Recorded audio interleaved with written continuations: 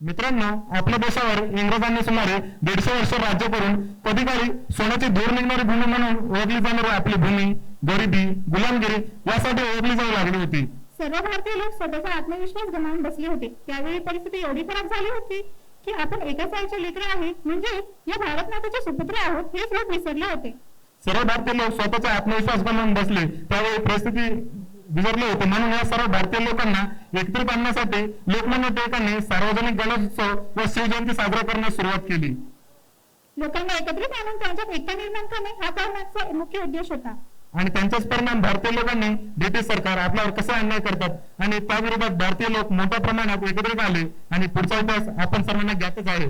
अशा या क्रांतीला कारणीभूत असलेल्या गणेशोत्सवाचे आयोजन तेव्हापासून आजपर्यंत सर्व देशभर साजरा केला जायचा. त्यात सर्व जाती धर्माचे लोक सहभागी होऊन जगात आम्ही सर्व भारतीय एकच आहोत असा संदेश द्यायचे. मात्र हल्ली गणपती उत्सव साजरा करण्याचे हेतू विसरून लोक कसा गणपती उत्सव साजरा करतात ते दाखवण्यासाठी मी आमंत्रित करते एनवीच्या विद्यार्थ्यांना. ते सादर करणार एक नाटिकेचे नाव आहे गणपती उत्सव सन्मानगणाचा देशभक्तीचा. भाई तू देख किच, इस साल अपना गणपति अपने सामने वाले मंडल के गणपति से 4 गुना ज्यादा बड़ा होगा. 4 गुना 4. हाँ, हम रात भर डीजे लगाएंगे. हमारे डीजे की आवाज हर किसी कानों में गूंजनी रहनी चाहिए. 12 घंटे 12 टोके दतड़ंग दतड़ंग दतड़ंग. सही कहा वीडू तूने. आखिर इन्हें भी तो पता चले इस मोहल्ले का असली किंग कौन है. मुझे लगता है कि इस बार गणेश उत्सव की थीम इंडियन हिस्ट्री होनी चाहिए और गणपति बप्पा की मूर्ति छोटी लेकिन शाडू माती की होनी चाहिए. अरे श्याम, तू भी ना हमेशा बुड्ढों की तरह ज्ञान बढ़ता रहता है. तू तो बहुत आउटडेटेड हो गया रे. सच कहा है तूने. इस बार ये थीम में कुछ नहीं. और हाँ, हम एक फेमस स्टार को भी बुलाने वाले हैं. उसके इंस्टा पे 10 मिलियन फॉलोअर है. 10 मिलियन 10. अरे यार तुम सुनते क्यों नहीं हो. एक बार कह दिया ना, इस बार गणेश उत्सव की थीम इंडियन हिस्ट्री होनी चाहिए बस. ये क्या है रे तेरा लोकमान्य तिलक. तेरे को एक बार बोला ना वो रील स्टार जी को बुलाने का. बाकी किस नहीं चाहिए मेरे को. जबान संभाल कर मैंने रील स्टार को आप कहते और तिलक तू. ये तेरा उत्सव नहीं है ना, तो तू बीच में मत बोल.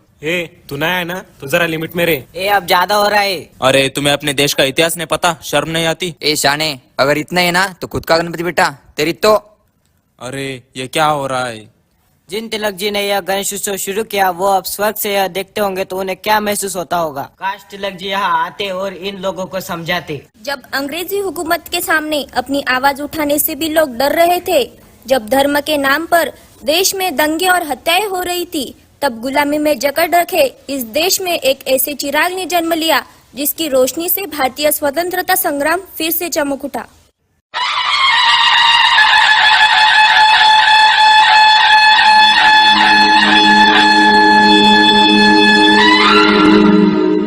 लगता है तुम हमारा इतिहास भूल गए हो मन्या. वक्त आ गया है कि ये तुम्हें फिर से याद दिलाया जाए. ये मुझे क्या हो रहा है, मुझे कुछ समझ में नहीं आ रहा. ये क्या हो रहा है मेरे साथ. तिलक जी यह देखिए, देशद्रोह वाह, स्वराज्य बस एक आदर्श सपना ही बनकर रहने वाला है. मुड़ीच नहीं, स्वराज्य इस देश के नागरिक का अधिकार है, हक है और कोई बाहरी ताकत हमें इस अधिकार से दूर नहीं रख सकती. जिस देश में स्वराज से ज्यादा अपने धर्म की परवाह हो, जिस देश में जात के नाम पर दंगे हो रहे हो, ऐसे नफरत भरे लोगों को हम एक साथ कैसे लाएंगे तिलक. जो धर्म लोगों को एक करने के लिए बनाया गया था, जिसकी शुरुआत ही लोगों को एक करने के लिए हुई थी, ये उन्हें समझाएगा कौन. तो उन्हें ये समझाना जरूरी है कि धर्म के भेदभाव स्वराज्य के सामने कुछ भी नहीं, लेकिन लोगों का एक साथ रहना ही स्वराज्य है. एक उत्सव जिसमें हर जाति हर धर्म के लोग एकजुट होकर हिस्सा लेंगे, जो धर्म की सीमा लांघकर देशभक्ति की नींव रखेंगे. इसलिए हम गणेश चतुर्थी घर से बाहर एक उत्सव के रूप में मनाएंगे. मतलब इसी की वजह से लोगों को एक आवाज मिलेगी और अपने आप हमें हमारी आवाज लोगों तक पहुंचाने के लिए एक मंच मिलेगा, जिसमें पुलिस ऑफिसर तो क्या पूरा ब्रिटिश राज भी मिलकर हम पर रोक नहीं लगा सकता. ओहो टियक, इस गणेश चतुर्थी से एक नए उत्सव की शुरुआत होगी और इस देश की मिट्टी से ब्रिटिश राज का यूनियन जैक मिटाकर शान से खड़ा होगा भारतीयों का स्वराज्य. तिलक जी को इस कार्य की वजह से देश भर के लोग जात पात धर्म और अन्य कट्टर विचारों को छोड़कर सिर्फ स्वराज्य के निर्माण के लिए एकता से सहाय करने लगे, जो दबाने के लिए ब्रिटिशों ने लोकमान्य तिलक को मांडले के कारावास में कैद कर उन पर देशद्रोह का आरोप लगाया. Your honour, mister Bal Gangadhar Tilak पर कंट्री सिटीजन यानी देशद्रोह का चार्ज दाखल है. As the official representative of British India, I request permission to proceed my lord. Yes you may proceed. क्या अपने देश को पर के आक्रांताओं से आजाद कर उसे स्वराज्य बनाने की कोशिश करना देशद्रोह कहलाता है महोदय. क्या भाई की बातें कर रहे हो तिलक. स्वराज्य, ऐसा क्या किया है तुमने स्वराज्य के लिए. ये गणेश उत्सव, शिव जयंती, ये सब शुरू कर लोगों के बीच धर्म के नाम पर बंटवारा ही तो किया है. जबान संभाल कर बात कीजिए महोदय। जिन लोगों ने डिवाइड एंड रूल तरीके से हिंदू और मुसलमान भाइयों को अलग किया, उन्हीं राम और रहीम को एक साथ लाने की कोशिश है ये। ये तेरा उत्सव नहीं है ना, तो तू बीच में मत बोल। गणेश उत्सव कभी किसी एक संप्रदाय के लिए था ही नहीं। ए शाने, अगर इतना है ना तो खुद का गणपति बेटा, तेरी तो।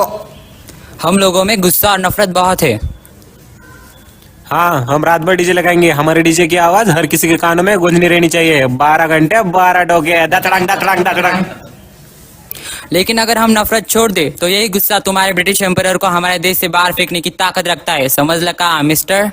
आप मेरा नाम पूछ के मुझे समझा रहे हो या दूसरों के खिलाफ भड़का रहे हो तिलक? जो भारतीय अपनी पहचान ब्रिटिश इंडिया बताए उसे क्या समझाना? तुम कितने आउटडेटेड हो, अभी भी इस मॉडर्न जमाने में कुर्ता पहनते हो। अरे ये देखो, मेरा वेस्टर्न शर्ट 8,000 का है, 8,000 का। और मेरी वेस्टर्न पैंट 12,000 की है, 12,000 की। और ये वेस्टर्न जूते छोड़, इसकी कीमत में तुम्हारा घर चला जाएगा। चलो मान लिया कि ये उत्सव तुमने लोगों को एक साथ लाने के लिए शुरू किया है।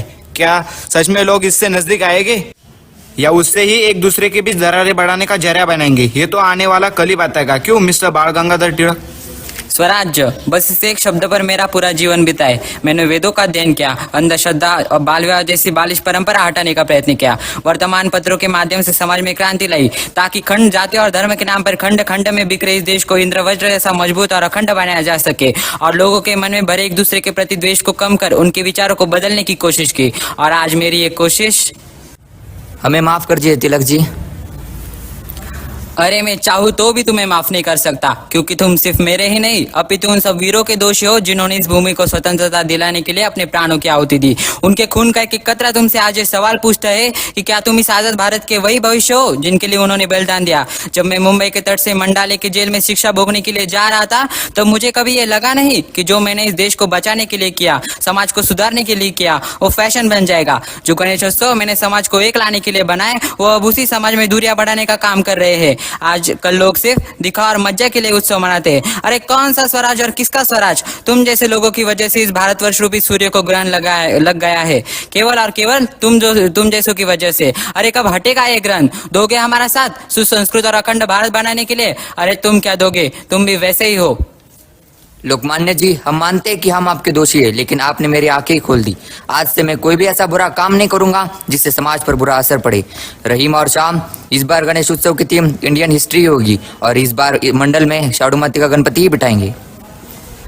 आज से हम यह प्रण लेते हैं कि हम भारत को क्रांतिकारियों का अखंड भारत बनाएंगे, क्रांतिकारियों का सपना पूरा करेंगे और इसे फिर से विश्व गुरु सोने की चिड़िया बनाएंगे और इसे क्रांतिकारियों के सपने का भारत बनाएंगे।